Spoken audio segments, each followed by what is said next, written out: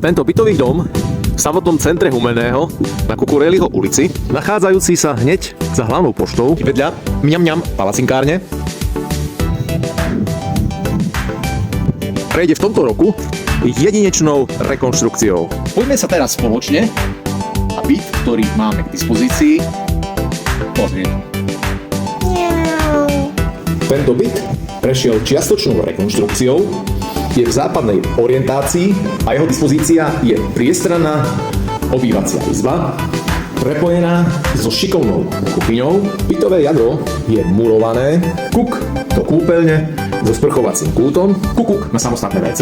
No a nakoniec tu máme šikovnú spálňu, ustalanou skriňou a ventilátorom. Tento byt je klimatizovaný. Zo svojich 3 okien poskytuje takýto pokojný výhľad. A čo dodať na záver?